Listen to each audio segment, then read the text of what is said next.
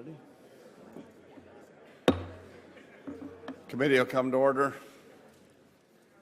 That 10 to 15 minutes, I think, became about a half hour. We had a few other things that happened over there. Mr. Bartlett. Thank you very much. General, on page 9 of your written testimony, you say that China pursues its many energy-related interests throughout the region. I have a couple of slides that may help put that in context. If we can have the first one. Let's see if it shows up on the screen. Three things of significance in this first slide while it's coming up. First of all, there's now general recognition, the large blue below, that we have reached the world's maximum production of oil, that from now on it's simply going down. This is from the oil fields we're now pumping oil from. By 2030, they say that we'll be getting considerably less than half the oil from those fields that we're getting now. There are two wedges there, the blue wedge and the red wedge, that say we're going to be getting a lot of oil from fields that we've now discovered but not developed, and, surprisingly, fields yet to be discovered. This is an 08 slide, and notice that they believed that by 2030, they believed then that we would be getting about 106 million barrels per day. The next slide, by the same people, the World Energy Outlook, they now have decreased their projection of what we'll have. By 2035, 5 years later, they say we're only going to have 96 million barrels per day. They now believe that we're only going to be getting, about a fourth of the oil from the fields we're pumping now. We'll be getting about a fourth of that in 2035.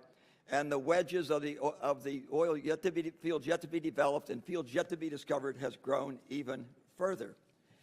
The next chart kind of puts this in context and tells us what the probability is that we're going to find all that new oil. This is the oil chart, and what it shows, the vertical bars show the discovery of oil through the years, most of it in the 40s, 50s, 60s, 70s. From 1980 on, we every year used more oil than we found. We were then dipping into reserves. This was an 04 chart, and what it shows is that they predicted quite correctly we would be peaking oil about now. A 10 billion barrel find of oil is pretty big, sir. Every 12 days, the world uses 1 billion barrels of oil. That means that 10 billion barrel find lasts the world 120 days. Big deal. The next chart, General, really illuminates your area. It shows what the world would look like, and boy, you own most of it, if the size of the countries were relative to the amount of oil they have. Now, you're going to shrink Saudi Arabia a bit because the WikiLeaks of a couple of weeks ago indicated they've been fibbing about how much oil they have. I suspect that most of OPEC has. But look at the size of China and India there, how small they are. The next chart, again, very relative to your area of responsibility, shows the choke points where the oil must flow through if they're going to get to other parts of the world. The next slide, the 2010 Quadrennial Defense Review makes a very sane statement. Energy security means having assured access to reliable supplies of energy and the ability to protect and deliver sufficient energy to meet operational needs. The next chart, this is Joint Operating Environment 2010, says even assuming more effective conservation measures, the world would need to add roughly the equivalent of Saudi Arabia's current energy production every 7 years. General, those two wedges of developing fields we've now found but not developed and fields yet to be discovered, that is pure wishful thinking, sir. That ain't going to happen. The second statement, there is severe energy crunch is inevitable. Put a period there, because there is no amount of money that you can spend to produce oil that isn't there. And the last statement is just plain wrong, because oil has already peaked, conventional oil, in 2006. Sir, why is not this the perfect storm? The United States owns only 2% of the world's oil. We use 25% of the world's oil. We're not buying oil anywhere in the world. China is buying oil reserves everywhere in the world that they can find them. The peaking of oil occurs just at the time the developed world, us and the rest of the developed world, needs more oil to come out of the recession. The developing world, India and China, are demanding hugely increased amounts of oil. The WikiLeaks things indicate there's less oil out there than we thought was out there, and there's huge unrest in your area of responsibility. Sir, what do you think the odds are that we can avoid armed conflict over oil in the future? Congressman Bartlett, I have, because I'm born an eternal optimist, I think it's always a matter of choice. That said, I think that you highlight a critical point. Certainly history would give a more pessimistic response than I just gave if we studied the results of competition like this. I think it does point to the need for looking at every energy resource that we have, not just oil, because this is, as you point out, inevitable. But I think that there are different ways to solve problems, and I think we may actually be on the cusp of a time when, if all this change goes in a positive direction, you may find collaboration. If it goes otherwise, then we're going to have to be ready. Thank you. Mr. Johnson.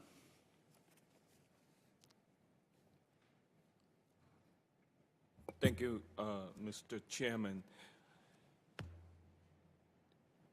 We've reached the period of peak oil, I think is what Mr. Bartlett was saying. And we're going to have to develop new sources of energy. What impact does it have if we're not doing basic research into that area? Either one of you, I'd like a response, because of course we've been busy cutting federal spending in every place other than defense. How does our vulnerability increase commensurate with the cuts that are being proposed, the drastic cuts being proposed to the budget? Science. Can you respond?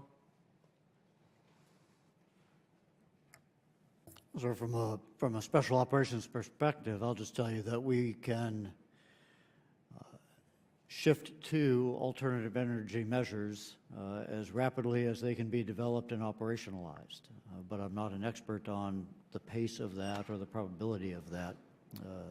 But we certainly would look forward to development that would move us in that direction. Congressman, I think that I can't draw a direct line. I'm probably not competent to draw a direct line between basic research and developing new sources. But clearly, developing new sources reduces our dependency on the oil.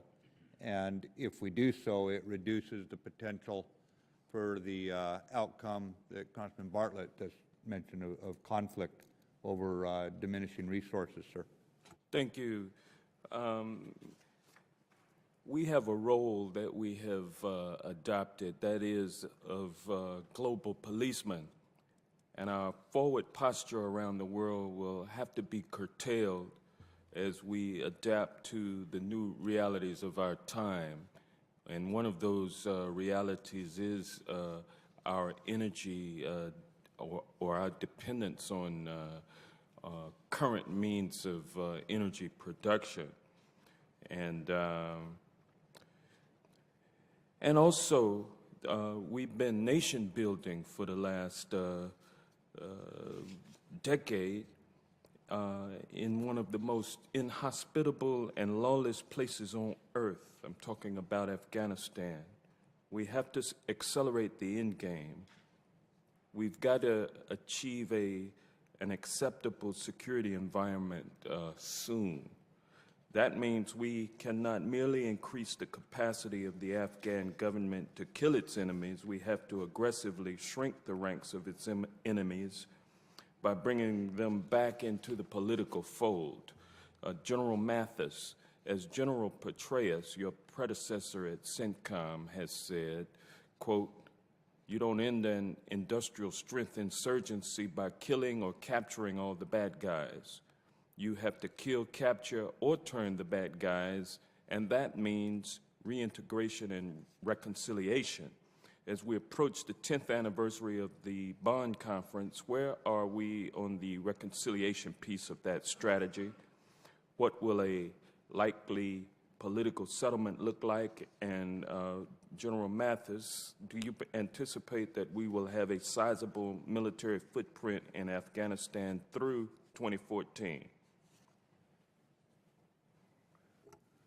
Congressman, military success such as we are seeing today, undeniable on the battlefield, sets the conditions for improved economics, improved governance. You cannot have those two unless you have military protection of the people.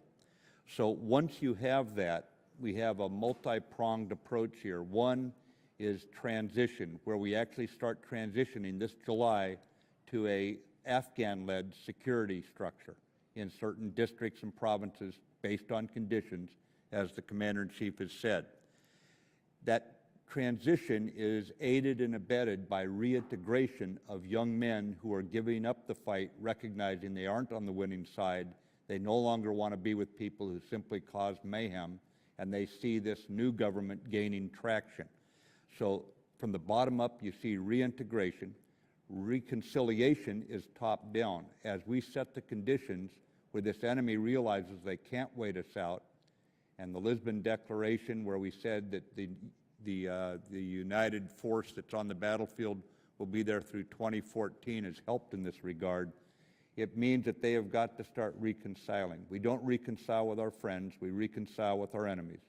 So we are going to be working with the Taliban to bring them over as they sense they no longer have an opportunity for military victory. In order to come over, you asked what the settlement would look like.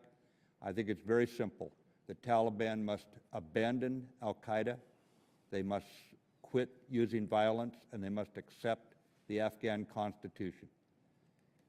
At that point, they're welcomed back into the process, a process led by the Afghan people as it must be. But we will have significant military forces there for the near future. We will start bringing them down in July, but we are committed through 2014, by which time all of the districts and provinces will have transitioned over to Afghan lead. I think that addressed your question, sir. Thank you, General. Thank you. Mr. Thornberry. Thank you, Chairman, and thank you both for being here. Admiral Olson, I want to join in the accolades and the gratitude for your service in this capacity at a very important time when you have headed the Special Operations Command. The country's been fortunate to have you there at this point in particular.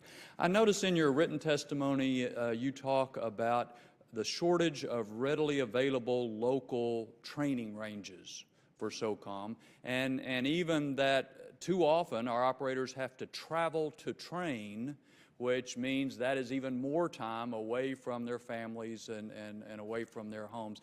Does SOCOM have a plan to improve that situation?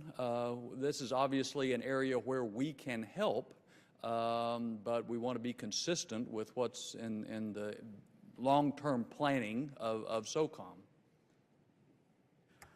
Thank you, sir. I would say our intent is larger than our plan at this point. Special Operations Command at MILCON can build ranges, but we don't own them.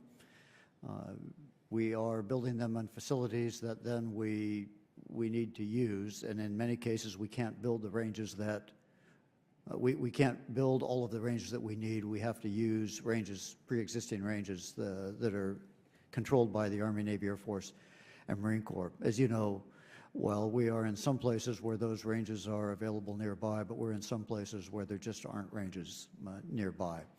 And so my intent is to provide for our force as much as possible ranges on which they can train in the day and be home that night in order to reduce this pressure on the force.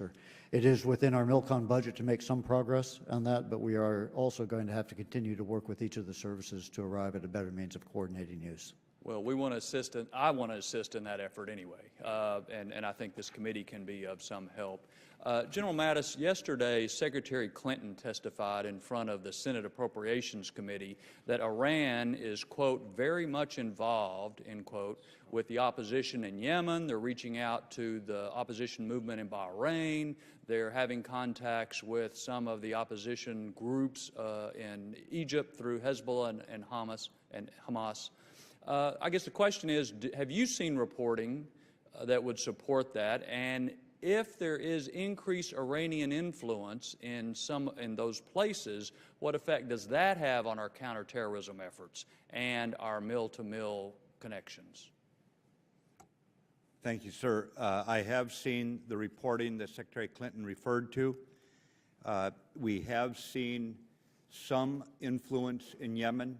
In Bahrain, I think the Tehran regime, not the Iranian people, but the regime there is incapable of not minding its own business, and I have no doubt that they are engaged in any way they can. That's not to say the bulk of the people in Bahrain are in any way stooges of the Iranians. The Bahraini people are quite capable of making up their own minds without malign influence out of Tehran.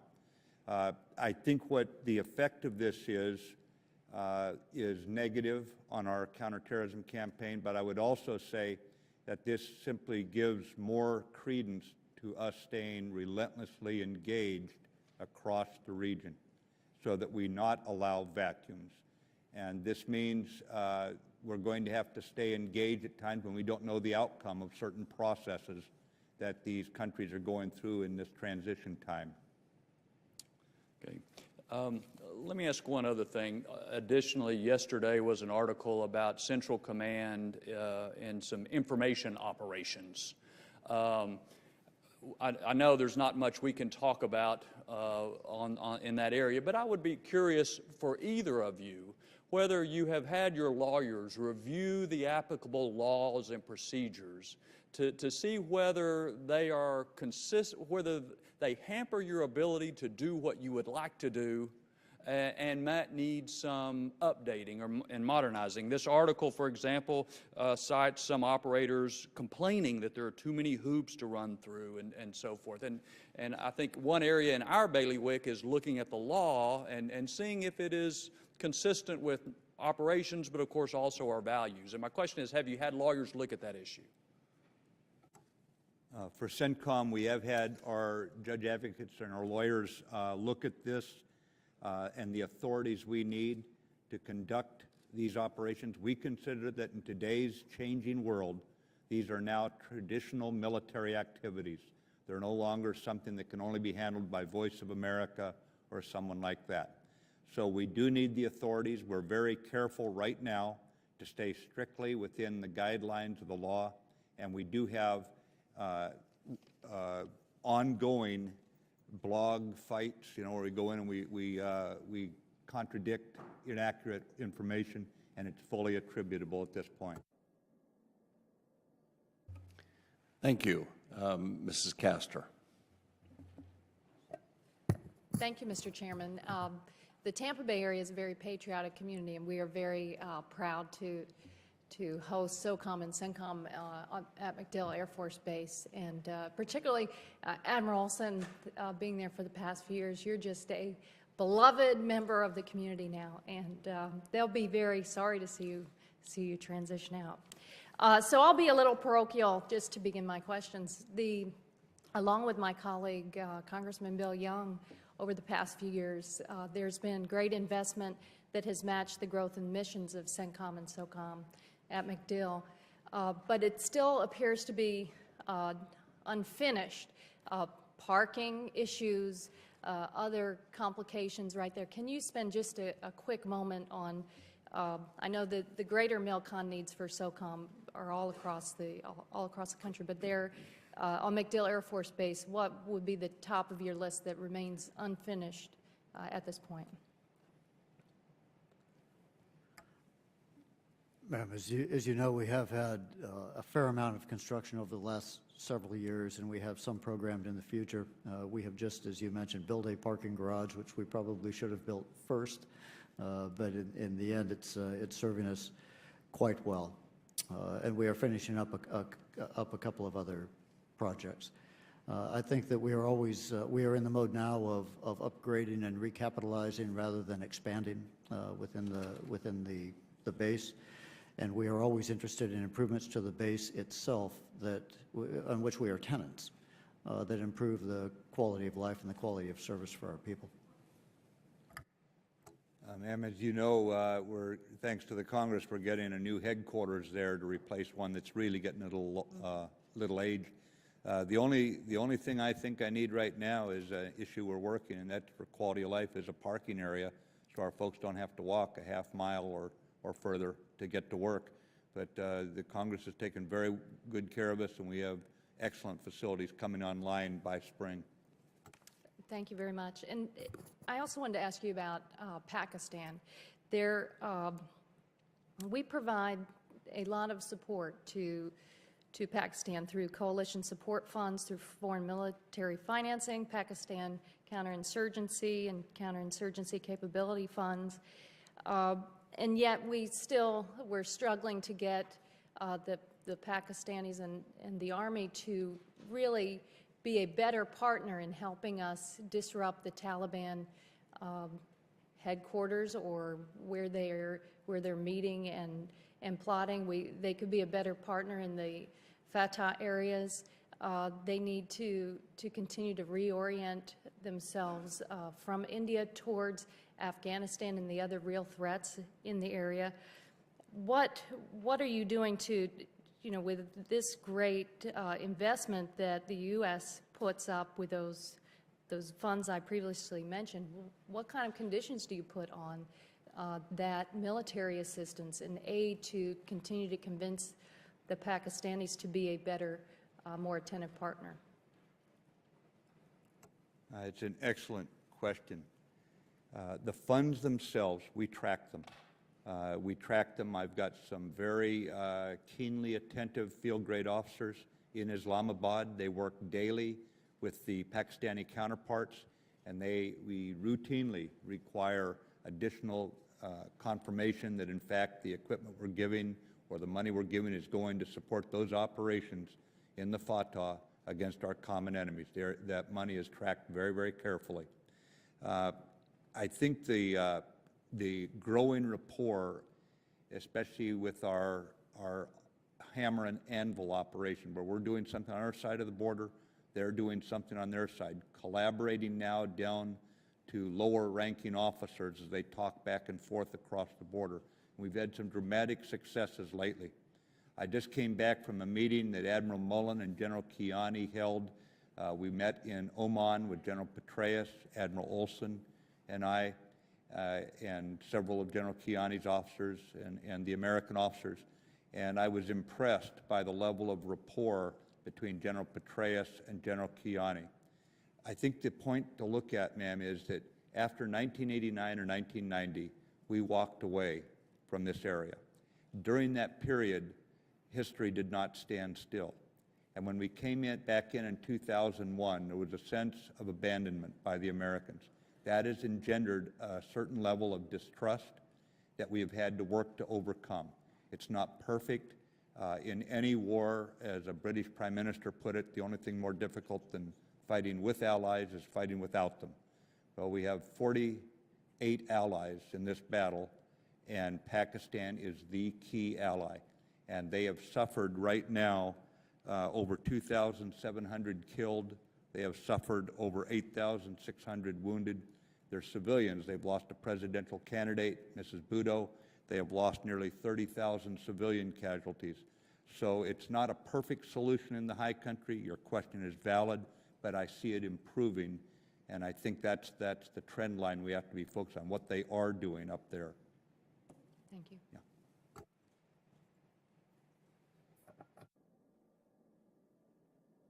Thank you. Mr. Conaway. Thank you, Mr. Chairman. And Admiral Olson, let me also add thank you from a grateful nation for what you've done and standing in the breach. And actually, thank you for the men and women you lead who do the toughest of what needs to be out there.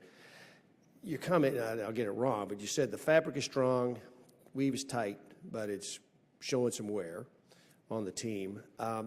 In the rest of the forces, we understand dwell time and the standard that we set for deployments, and we're trying to get 2-to-1 active duty, 4-to-1.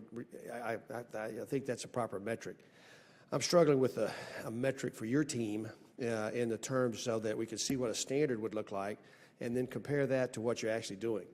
And I don't know if you track operations per deployment or because in your realm, I don't think just deployment is the same as a deployment in other areas because of the every night thing that your folks do. And so have you guys looked at some sort of a standard that says if we had all the SOCOM folks we needed, they would be deployed, during that deployment they would have X number of operations, and then they would come home and be there for some period of time in order to heal the mind, heal the bodies quicker, but to heal the mind for all the stuff that goes on? Is there some sort of metric you can help us understand so we can compare where we are with where we'd want to get to?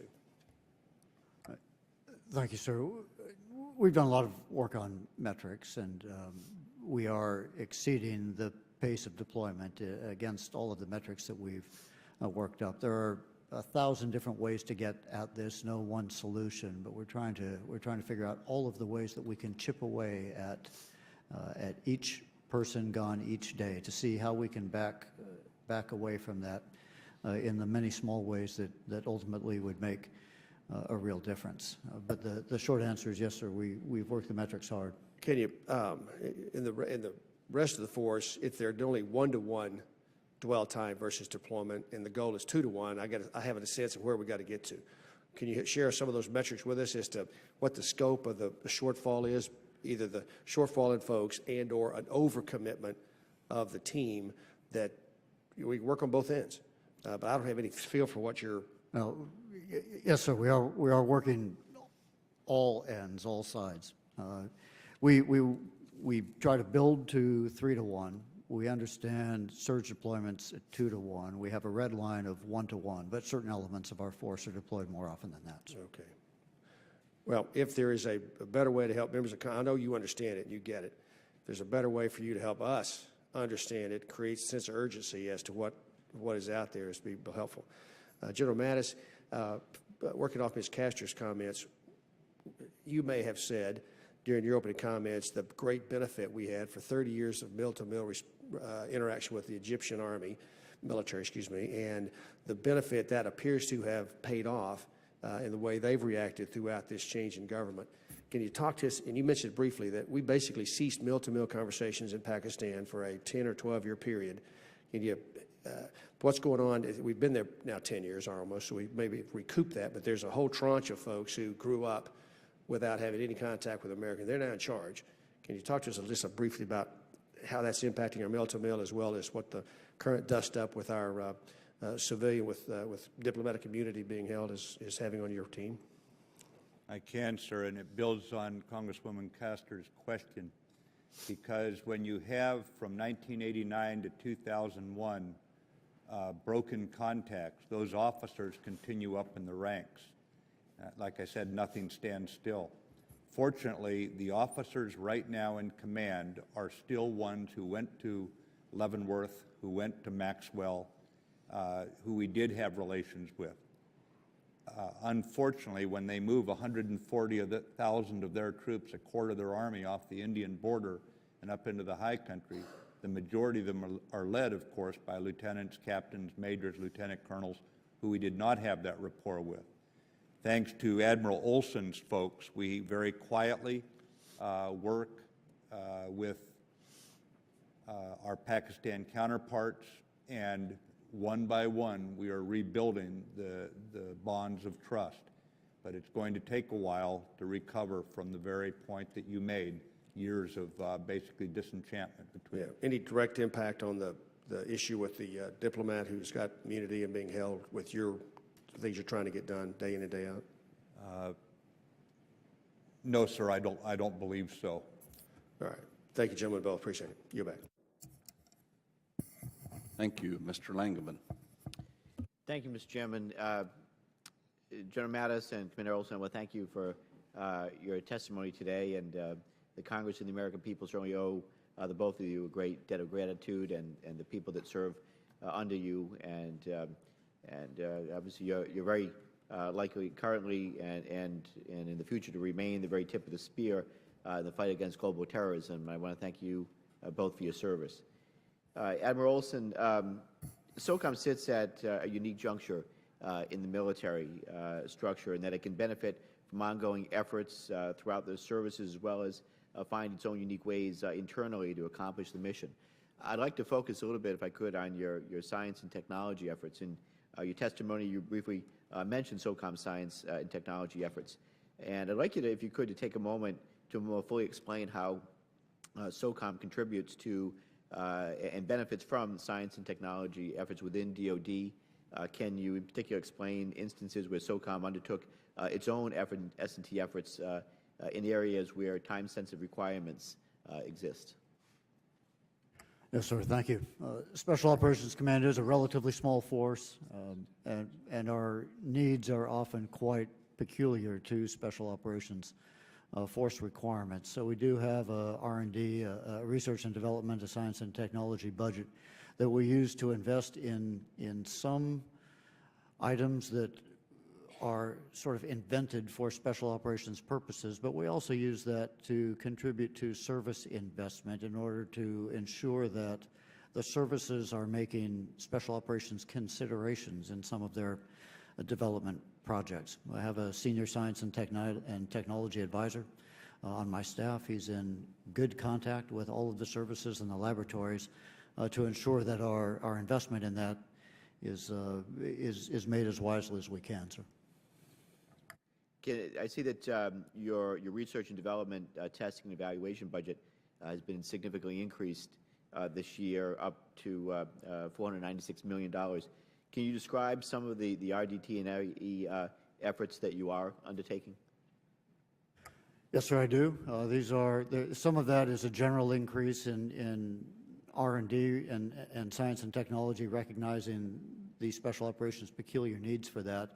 But this year is a bit of an anomaly. Much of this year's increase in science and technology budget is directly related to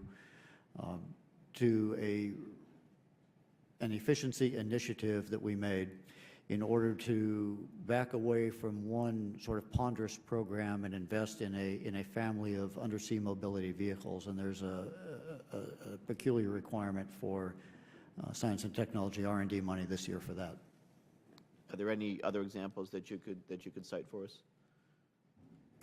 Sir, there are many examples. Most of them are quite small, but I think one that we're particularly proud of now is a solar energy panel project that we've installed in a remote village in Afghanistan as part of a very small presence of special forces in that region, the difficulty of getting fossil fuel supplies to that region, and so the success of that has been encouraging. But there are any number of other projects that, again, are quite small, quite limited, no big appetite in the big services for what it is we are developing time. So our R&D budget is actually spread pretty thin across a number of projects. I'm pleased to hear you mention the alternative energy project in particular. I think that's important for a variety of reasons, but in particular, keeping our supply lines to a minimum. If we don't have to transport fossil fuels, obviously, any more than necessary at the front lines, then it keeps people safe and keeps us more independent, mobile, and effective. So that I know that the other services are looking at developing those tools as well. Before my time runs out, Admiral, let me just ask, one of the most important distinctions with our Special Operations Command, our Special Operations community, is the focus on irregular warfare. At the Naval War College in Portsmouth, Rhode Island, we are lucky enough to have the Center for Irregular Warfare, which works at educating our special operators on the culture and strategic insights into the very areas they're being deployed into. And they also host a yearly symposium which brings together some of the best irregular warfare education across the country. Often, however, the educational training can be overlooked, especially in a year of budgetary constraints. What is SOCOM doing to ensure that our special operators receive a high-quality training education background that's critical for them to remain the high-performance fighting force that we require? Admiral, General's time has expired. Could you please answer that for the record? I'd appreciate it. And I want to thank you both for your service, gentlemen. Thank you. Thank you. Mr. Turner. Thank you, Mr. Chairman. Thank you, General Mattis and Admiral Olson. Thank you for being here and for your leadership. I have 3 questions that I'm going to try to lump together and give to you in hopes of getting answers to all 3 of them. 2 are about Iraq, and 1 is about Afghanistan. On Iraq, yesterday I met with some brave government leaders from the Iraqi International Visitor Leadership Program that represented local government and state or canton level government. And during their visit, 1, they expressed great appreciation to the United States and also then great concern about what will occur as our forces are drawn from Iraq, and voicing, I know, the concern that you have of interference that might arise from their neighbors, particularly Iran. But in doing so, they also indicated that the provincial reconstruction teams that had been deployed throughout Iraq made a big impact and were a great assistance in their ability to ensure that they could make a transition and remain stable.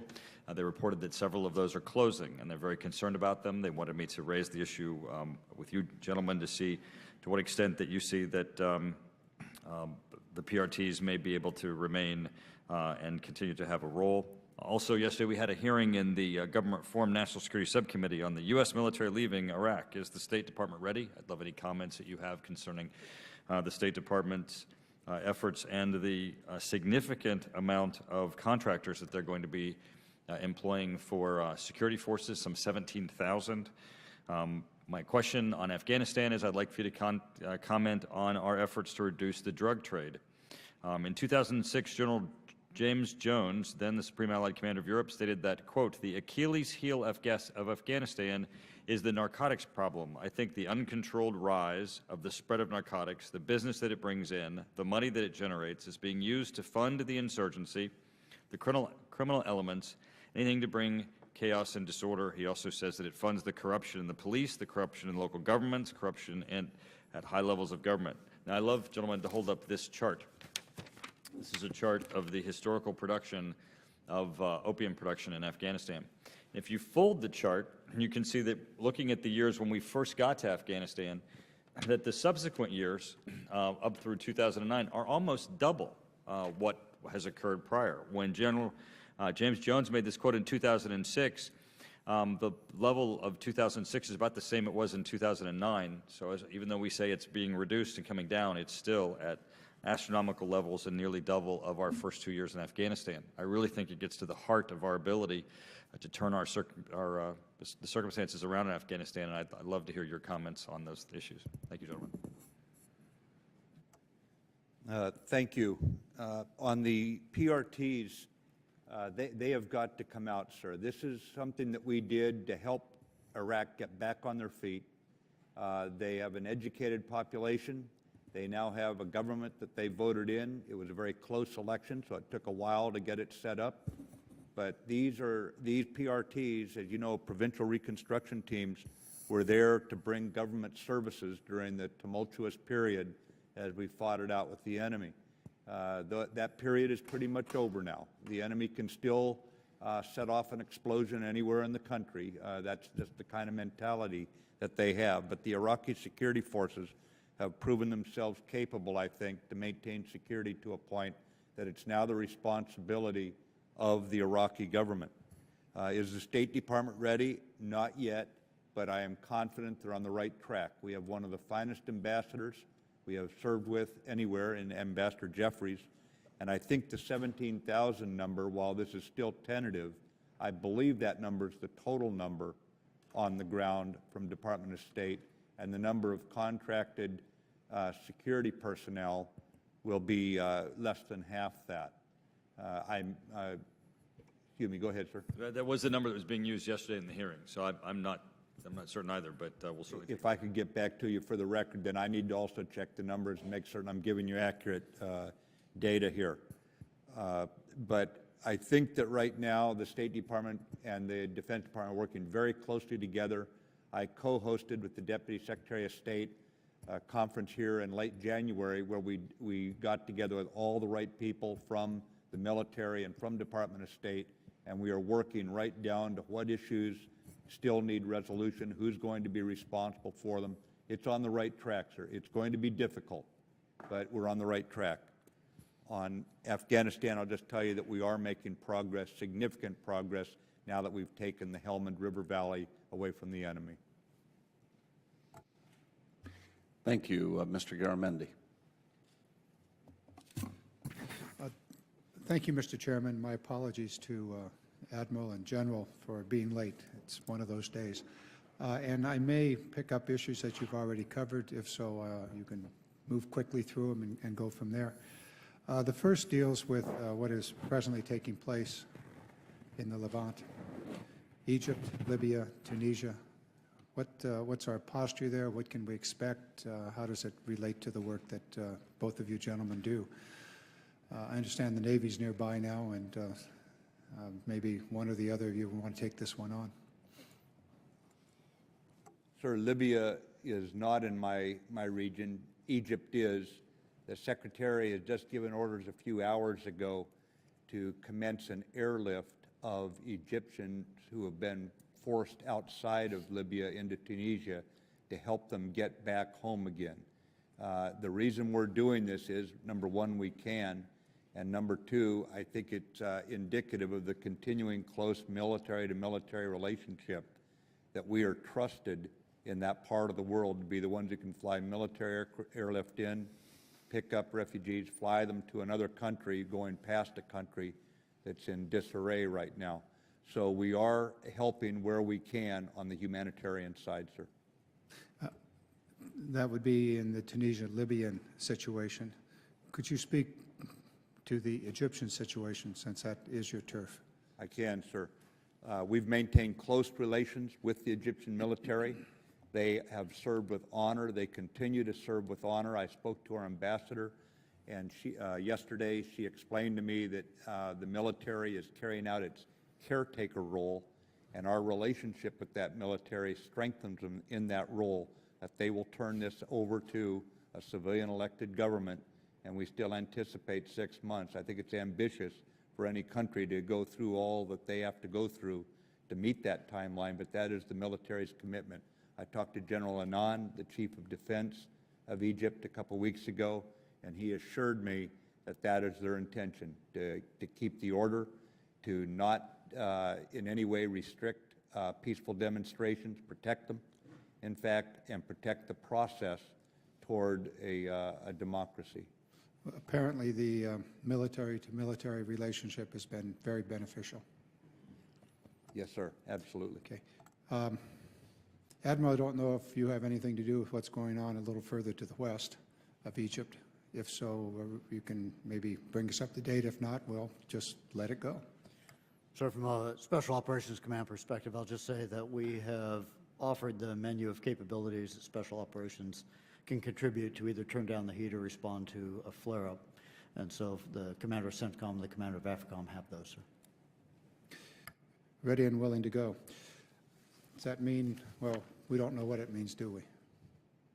That is the level of engagement that might be forthcoming. We'll let that one go until we get some more information. I do have a question about Pakistan. It seems to me that while Afghanistan remains our major area or theater of operation, Pakistan is becoming increasingly of increased concern. Could you brief us on Pakistan and the situation as you see it in Pakistan, particularly the destabilization that is apparently going on? Frankly, I am concerned about Pakistan. We have very strong military-to-military links. We are working better than ever right now against our common enemies up along the border area. My concern with Pakistan is more along the lines of financial challenges for the government, of the disarray of the civilian government. It's more along the governance and economic lines, is my point. That's not to say there is not a severe enemy problem there. They have killed thousands of Pakistani troops, wounded thousands more, and attacked and killed and wounded upwards of nearly 30,000 civilians. So it is a concern The Pakistan military is doing well. They have sustained for 24 months now an offensive against our enemies that has taken a quarter of their army up into the high country, some of the most forbidding and difficult terrain I've ever operated in. But at the same time, I think the problems are much deeper and much broader than purely military can solve. And my time is up, but therein lies my basic concern. It's the radicalization of Pakistan by all that's going on within the country and around it. Thank you, Mr. Chairman, for the extra 13 seconds. Thank you, Mr. Whitman. Thank you, Mr. Chairman. Admiral Olson, General Mattis, thank you so much for joining us today, and thank you for your service to our nation. And Admiral Olson, a special thanks to you and a distinguished career. Wow, what accomplishments. The first Navy SEAL to be SOCOM commander, the first Navy SEAL to attain the rank of four-star admiral. Thanks again for that distinguished service. I want to begin with you, Admiral Olson. Looking at where we've come with our special forces over the years, we know in the last 37 years that force has grown significantly. It has expanded in its scope and its expertise. You know, back in the 70s, nobody really knew what a Navy SEAL was or a Green Beret or a PJ. Today, they have an expansive range of operations, and they have become the weapon of choice in this 21st century of asymmetric engagement. So I wanted to kind of get your perspective on where will special operations go, special forces go, in this next century. You know, what are the challenges out there that we face? And specifically, how do we make sure that we are doing all we can to recruit and train the best and brightest so we indeed have that force structure, that capability in years to come? And you know, we're in a pretty special time in this nation's history, special in the sense that we've had now over 10 years of pretty high ops tempo deployment for our special forces. How do we make sure that that force is going to be structured to meet the challenges into the future? Thank you, sir. I have a lot of answer to that question. I'll keep it brief.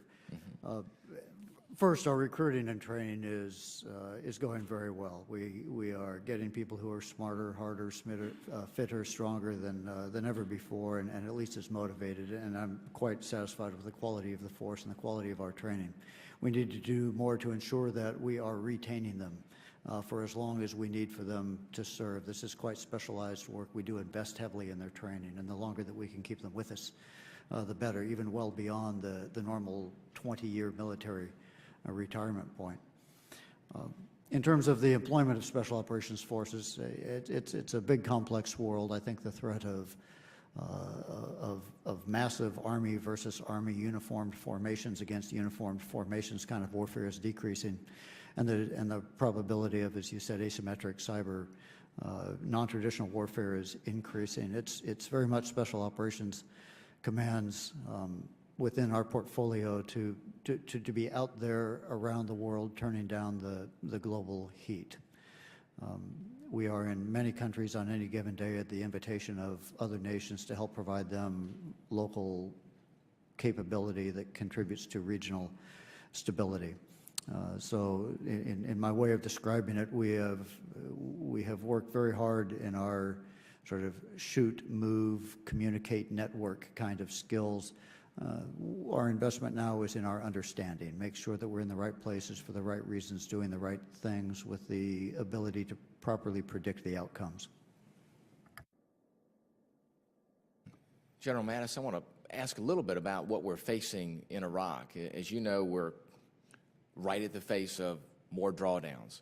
That's quickly approaching. We're at 50,000 now, and with no agreement past the end of 2011 as far as what our manning is going to be there in Iraq.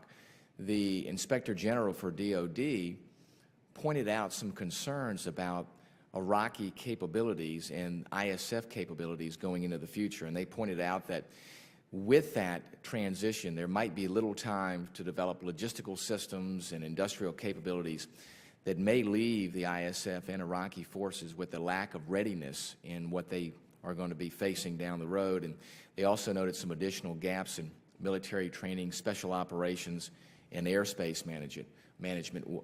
Within that context, the question then becomes, how do we make sure that those forces are going to be ready, and what are our forces doing or in making sure that that transition is going to be a smooth one and that we don't lose what we have gained there, and we want to make sure that the ISF and Iraqi forces are able to maintain what we have worked so hard to build there. So I want to get your perspective on what challenges we're facing with that transition.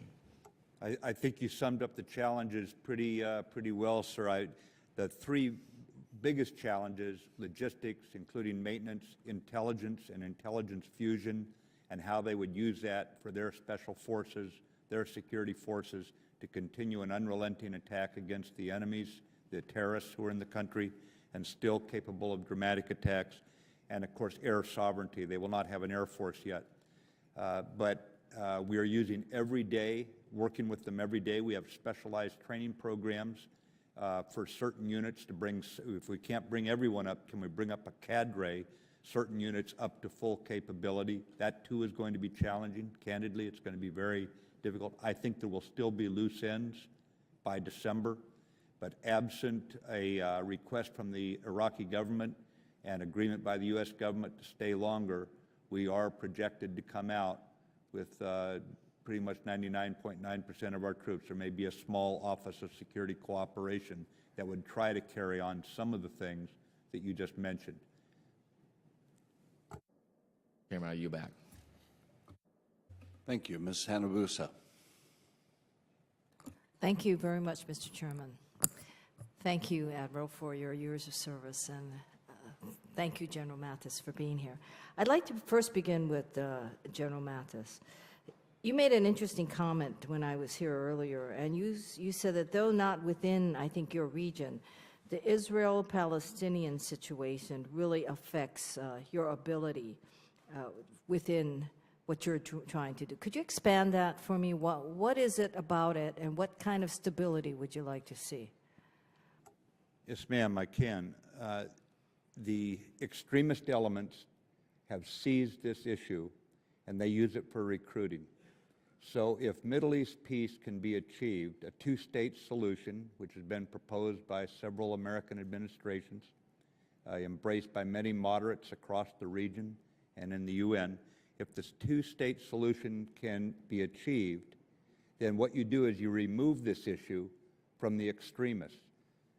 I think it's pretty clear to everyone that Iranian leaders in Tehran don't care a whit about Palestinian Arabs, but they use this issue, and because other extremists use it, it limits the ability of some of our friends in the region to come out and support us because of the lack of progress on this issue.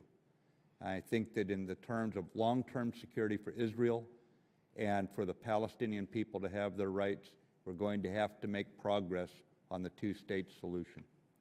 General, we all know that there's such a strong sense about the relationship that we have with Egypt, especially the relationship the military has developed and nurtured for 30-some-odd years. Do you see the potential for a similar kind of relationship developing in any of the other areas like Lebanon, Yemen, Bahrain, any of those areas? Do you see that we can do that or duplicate that relationship elsewhere? I think we have that relationship in a couple of nations in my region, ma'am. I would start with Kuwait, where I was with Admiral Olson last week for the 20th anniversary of the battle that freed that country. I think that there were as many American flags at times in some parts of the young people out celebrating that night before as there were Kuwaiti flags. In Bahrain, where we have had our fleet headquarters for Fifth Fleet since the late 1940s, in the midst of all the turmoil going on there as reformers and others peacefully protest, by and large. There's been no anti-Americanism there. We have a very strong relationship. We have very quiet and very robust mill-to-mill relationship with the United Arab Emirates, with Qatar. I can go on, the Kingdom of Saudi Arabia. I think you mentioned Iran. I could not imagine it right now. No, I mispronounced Bahrain. Oh, okay. Right. Right, I imagine, I thought. Right, no, it wasn't Iran, sorry. Yes, ma'am. But yes, ma'am, we have very good mill-to-mill relationship, and there's more than that. I can go on at some length. Thank you. Admiral, one of the things I'm looking at, because this is a budget briefing, is I'm so accustomed to seeing end strength right up front, and I'm also I'm also accustomed to seeing the concept of the OCO budget versus the base budget. I was wondering, can you tell me with the figures that I've seen is a $12.8 billion, which seems to be attributed to specific programs, what and how does this 2012 budget, what does it mean to what you're doing? Yes, ma'am. The 2012 budget request for Special Operations Command is actually $10.5 billion. This is about a 7% growth over 2011, and it permits us to continue the rate of growth that we've been able to absorb. The demand is outpacing our ability to grow, but continuing this relatively good pace of growth is essential to us. This gives us a force structure of we're at about 60,000 people now. Over the course of the next 4 or 5 years, we will grow to about 68,000 people total. About a third of those are careerists within our force, and about 2/3 are in our force for an assignment or 2 or 3 over the course of their careers. In terms of OCO to base, we are, I think, the highest percentage user of OCO funds. We're about 36% of our total budget is in OCO. And Secretary Gates testified yesterday that he is making moves to, in fact, transfer our entire OCO into our baseline budget over the next few years. Thank you very much, Admiral. Thank you both. Thank you. Mr. West. Thank you, Mr. Chairman, and Admiral Olson and General Mattis. It really is an honor to be here with you today because you two are the epitome of the American warrior. My question, I think, is pretty simple. As I look across what's going on in the world right now, Tunisia, Algeria, Libya, Egypt, Bahrain, Lebanon, Somalia, Gaza Strip, Yemen, Oman, Pakistan, Syria, Iran, there was one geographical thing that each one of those share, and that's the littorals. So as we begin to move away from this occupation nation building style of warfare, my concern really is, do we have the sufficient maritime forces? I know some of these countries may not be in your AOR, but I'm always concerned about the enemy being able to find the gaps and the seams by which he can exploit us. Do we really have the maritime forces to be able to have the power projection and potentially the forcible entry capability to contend with the rising threats that could come out of those nations? Thank you. Thank you, sir. We work the seams very closely. The combatant commanders, we speak to each other routinely. Our staffs are in constant contact. I get what I asked for. The concern you have, I think, is the longer term, and I will just say that your instincts are on target. I think I am right now commanding an increasingly maritime naval theater. As these numbers of troops on the ground come down, we are going to have to maintain a very robust naval presence.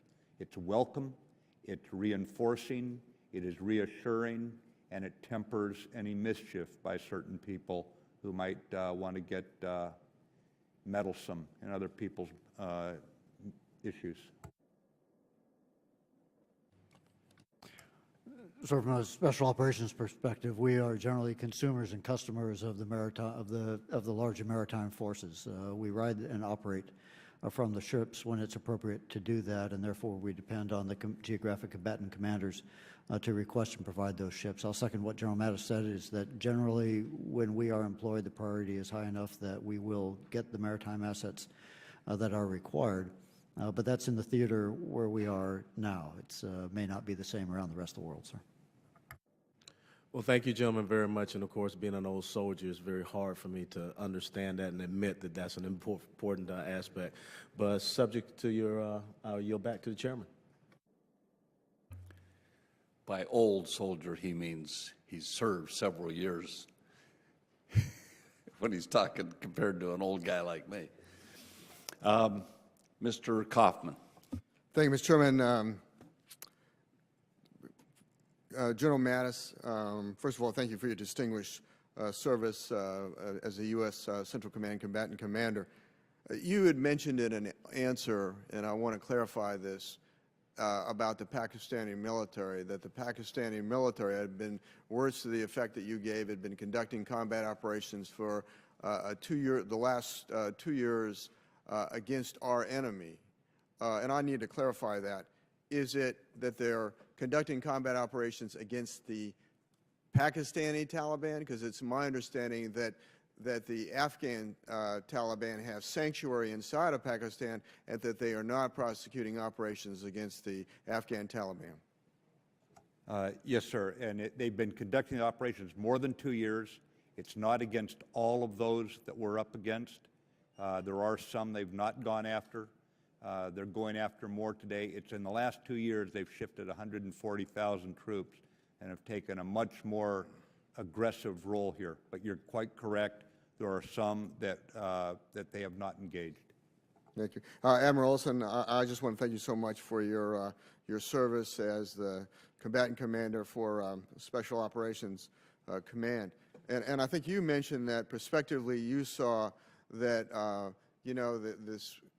that you saw future combat operations as probably not being conventional force-on-force, but being of the more asymmetric variety that would in fact involve Special Operations Command. And in fact, the Secretary of Defense gave a recent speech at West Point where he talked about his doubts as to whether the United States in the future would engage in the kind of heavy footprint operations as we're doing today in Iraq and Afghanistan. That I think he said words to the effect that we're not, he didn't see us as invading, pacifying, and I think building countries in the future as we've done recently.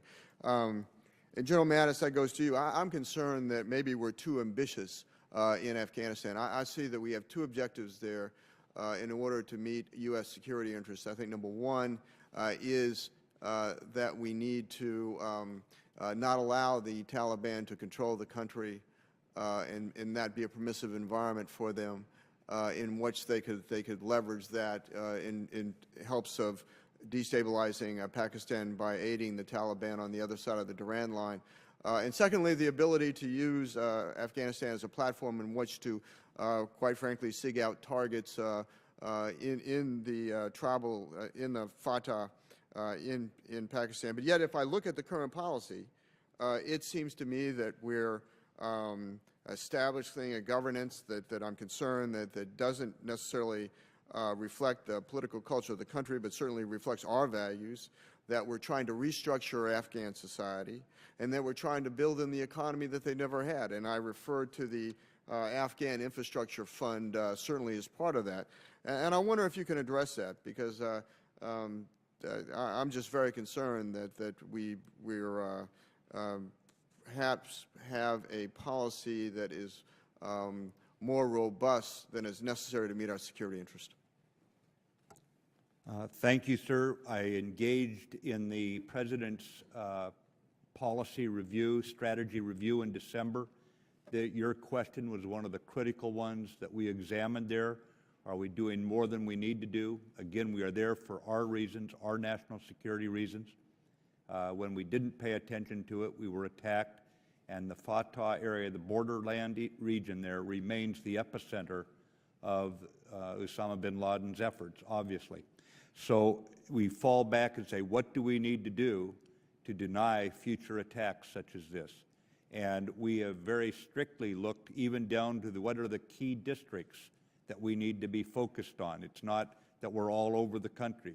We're looking in every way, how do we ensure that the ends we require, we only commit the means necessary to do that. Now, it's not a precise science, and I think you can always find points where you might find where this doesn't quite seem to coincide, but basically, fundamentally, we are looking at how do we deny the enemy a position from which they can attack us in the future. Part of this is to ensure that as we pull out, as we will, we leave in our wake something better than we left in 1989. It's got to be designed with Afghanistan's unique history, culture, geography, economic opportunity, all in mind. But right now, I'm confident that what we're doing is limited in scope to what needs to be done. Thank you, Mr. Chairman. I yield back. Thank you. Mr. Brooks. Thank you, Mr. Chairman. Thank you for being here before this Armed Services Committee meeting.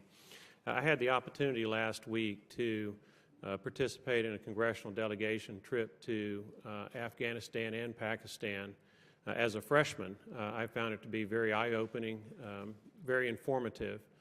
I would like to, for the record, before I get to my questions, point out a few things that I observed. First, I thought that our men and women in uniform, given the very challenging circumstances that they faced, were acting just as courageously and as professionally as anyone in America could hope for them to do. That's a credit to them. It's also a credit to those like you who have trained them so that they're able to handle the situations that they face. Similarly, I was impressed with our foreign service personnel who, to a large degree, are responsible for the nation building that we're trying to do in both of those two nations. Third, in looking at the environment of Afghanistan in particular, I was struck by the poverty of the Afghan people. I was told that there are roughly 30 million population in Afghanistan. In the rural areas, people were living in huts, usually without windows.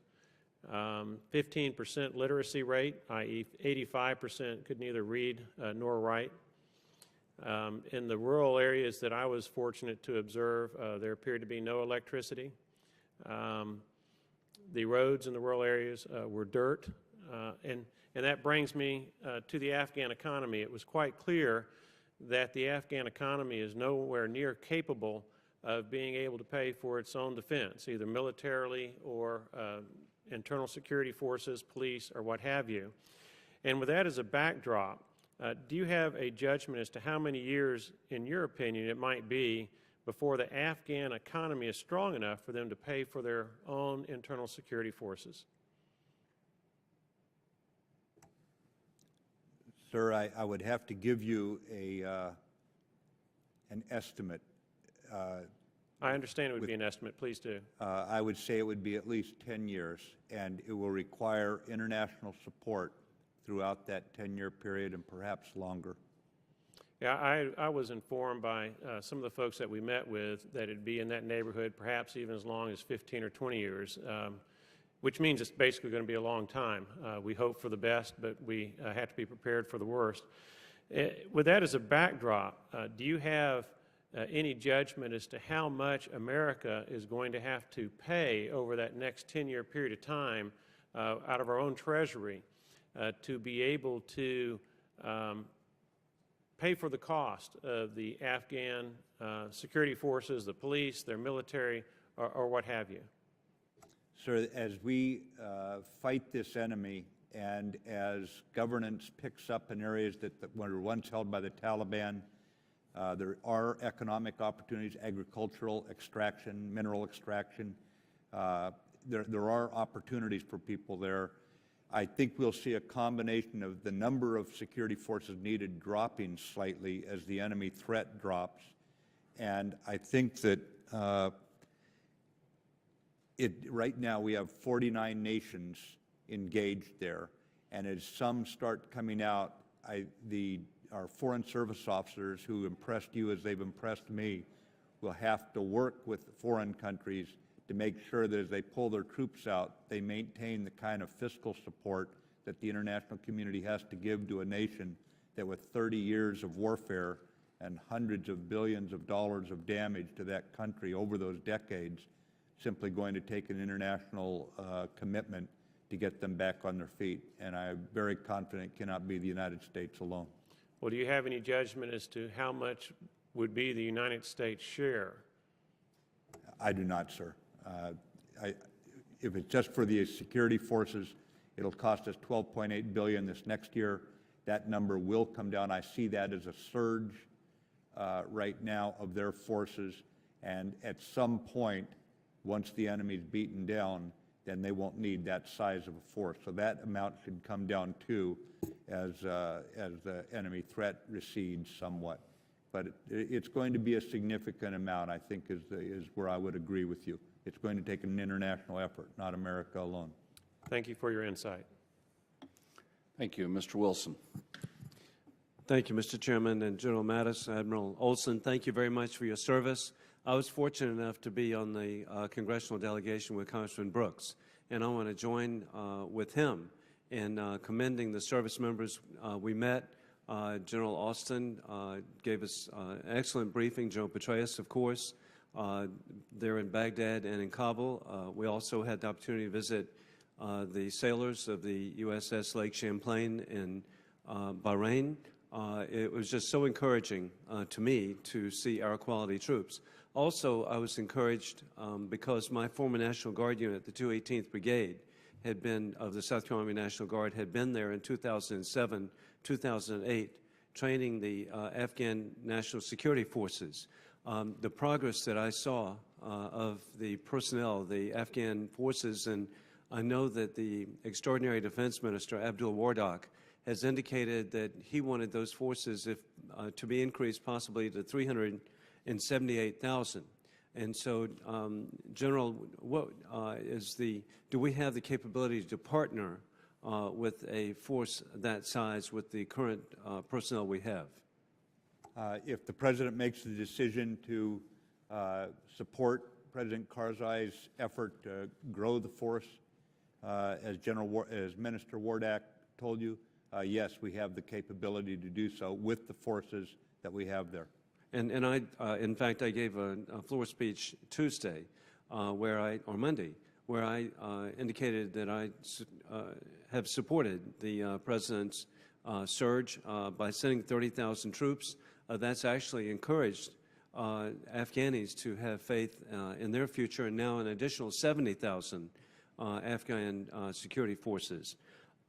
Admiral Olson, on behalf of the Military Personnel Subcommittee, in your written testimony, you discussed the establishment of a pressure on the Force Task Force to survey and analyze the effects of repetitive combat deployment over nearly a decade. And I want to thank you for doing that.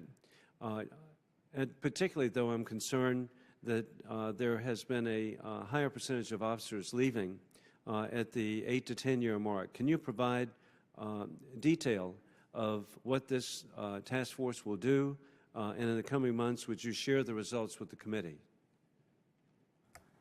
Yes, sir. The pressure on the task force is designed to get at what the data doesn't really present.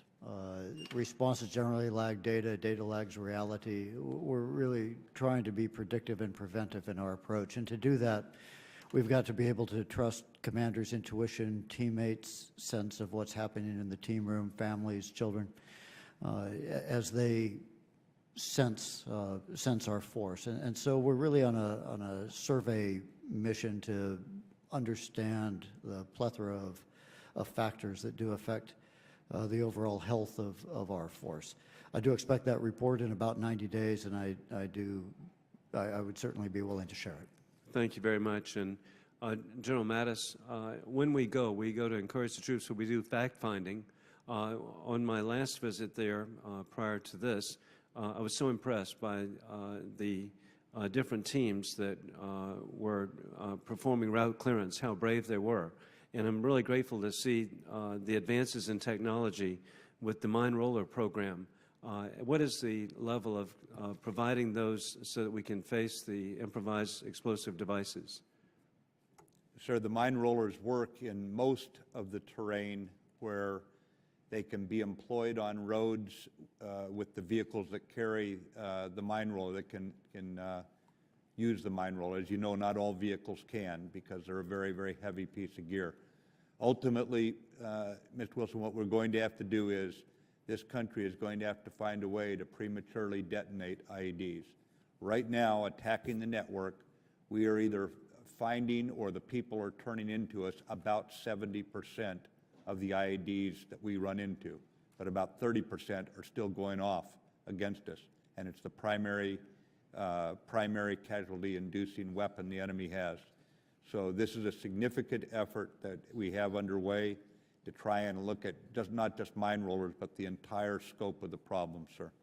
Well, I want to thank you on behalf of my constituents, and I've had 2 sons serve in Iraq, and I want to thank you for your leadership and truly protecting our troops. I yield the balance of my time. Thank you. My turn. Admiral Olson, as you noted in your opening statement, this is your fourth and final appearance in this capacity before this committee in all likelihood. I want to thank you again for your years of service to the nation. I'd like to ask you for a moment to take the long view for the benefit of the committee and the record, and outline for us some of the future challenges that you see facing the force. I know as we visited last week, I believe it was, or the week before, I know you've put a great deal of thought into this issue. In your opinion, what does the future hold for SOF, and what will the force look like? What challenges do you see, and what should Congress be concerned with? Thank you, sir.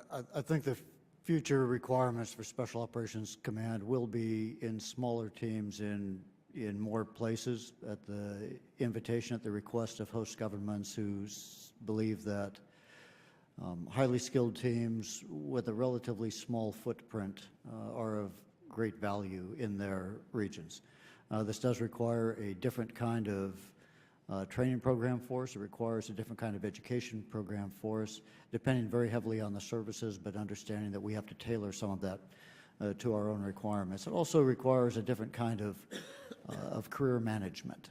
It's got to, as I said in my opening statement, recognize some of the non-traditional skill sets, those that are not necessarily platform-oriented, but more knowledge and experience-oriented, as essential military skills, and incentivize people to gain and move within paths that reward them for having done that. I think that the force mix will remain relatively unchanged in terms of the balance across our force. I believe that our platform requirements, as we have them programmed, are relatively sufficient for our future needs. We will continue to require the ability to move in a way that's quite traditional, quite obvious in our movements, and we also need to be able to retain the capability to move in a clandestine manner when that's necessary. And I think Special Operations Forces are inarguably the force of choice for any kind of clandestine activity where that might be required in the future. Thank you very much. General Mattis, the LA Times reported that the president of Yemen, Ali Saleh, has agreed to a plan from opposition leaders that includes a demand that he step down by the end of the year. Can you comment at all on the accuracy of this report? I cannot right now, sir. I've seen the newspaper article, but I've not seen anything more than that, so I'd prefer to learn a little more before I comment, sir. We all need to learn that skill.